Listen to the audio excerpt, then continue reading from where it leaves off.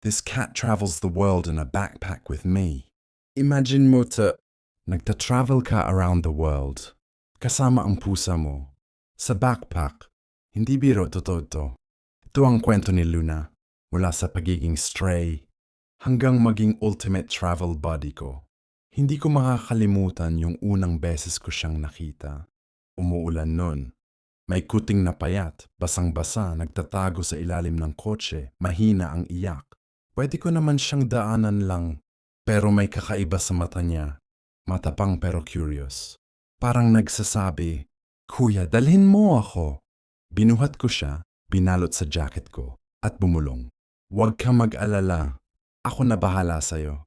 Hindi ko alam, pero simula noon, magbabago na pala ang buhay ko. Pagkalipas ng ilang linggo, malakas na si Luna. Malambing, makulit, sobrang curious. Tuwing binubuksan ko pinto, takbo agad siya sa akin. Parang nagtatanong, saan tayo pupunta ngayon? Kaya bumili ako ng pet backpack.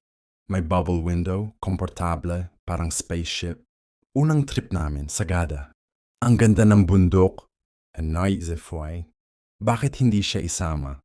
Kinabahan ako. Baka matakot siya.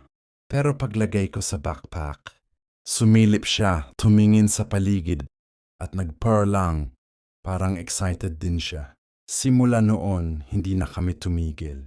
Beach sa Batangas, rice terraces sa Banawe, city lights ng Manila, hanggang sa lumipad pa kami sa ibang bansa. Oh, may passport vibes na siya. Mga tao humihinto para lang makita siya.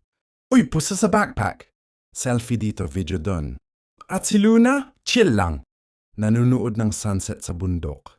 Nangangamoy ng bulaklak sa ibang lugar. Natutulog sa mga cafe habang nagwo-work ako. Hindi lang ito travel. Ito na ang lifestyle namin. Marami nagsasabi, cats daw, hindi gaya ng dogs. Hindi sumusunod, hindi mahilig sa gala. Pero si Luna, pinabulaanan niya yon. Hindi lang siya pusa, pamilya siya. Best friend. Reminder na minsan, yung love, dumarating sa pinaka-unexpected na paraan.